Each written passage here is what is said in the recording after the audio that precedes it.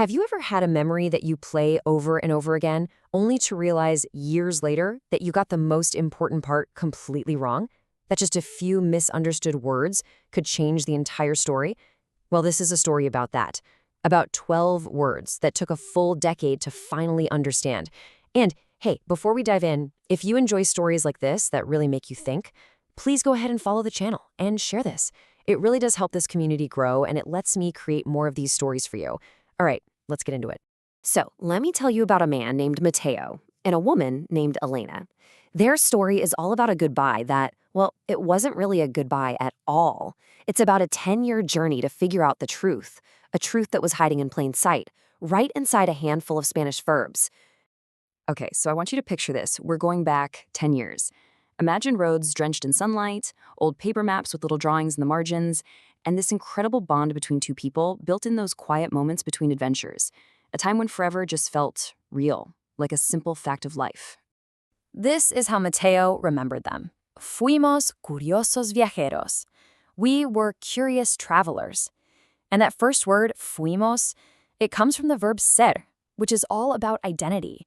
It wasn't just describing something they did. No, it was describing who they were, at their core.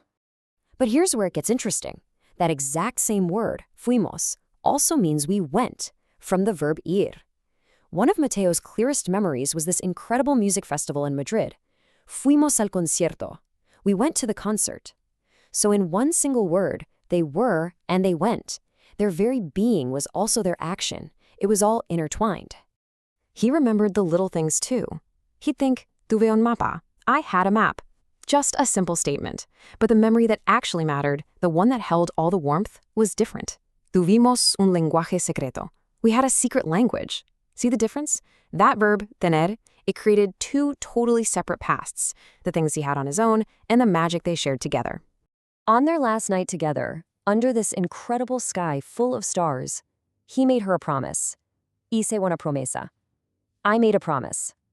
A single act, from the verb hacer, that would end up being the very anchor that chained him to this one moment for the next 10 years.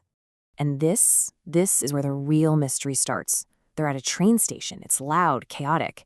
And Elena leans in close. Dijo un secreto. She said a secret. A burst of Spanish that he couldn't piece it together. And those words would go on to haunt him for a decade.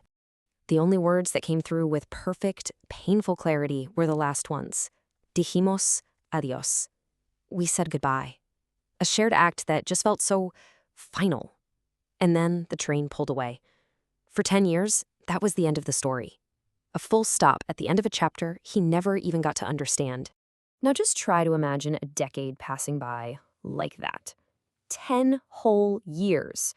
All the bright colors of those memories have just faded, and Mateo is basically a man haunted, not by a ghost, but by a giant, lingering question mark.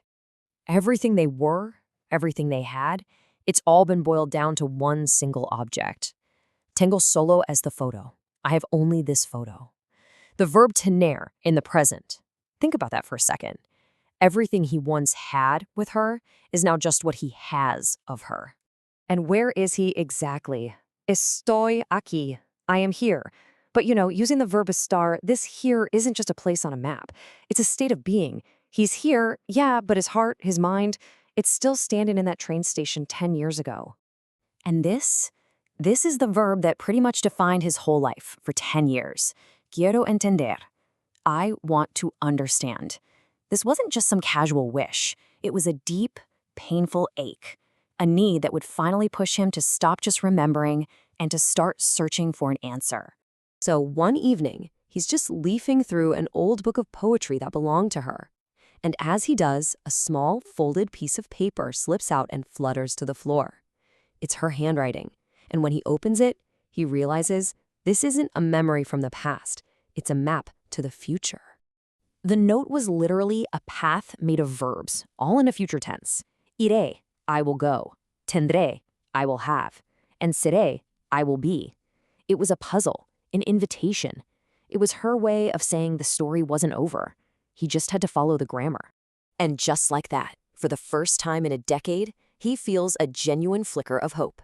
He packs a bag with that little note as his only guide, and he walks out his door. He was finally on a real journey, not just to a place, but to an explanation. The trail of verbs led him to this beautiful whitewashed village, just clinging to a cliff by the sea, a place they had only ever talked about visiting one day. Vine al pueblo que ella describió. I came to the village she described. He used the verb venir, to come. See, he wasn't stuck anymore. He was arriving. He remembered her telling him once that white flowers symbolized hopeful remembrance, so he brought one with him. Traje una sola flor blanca. I brought a single white flower.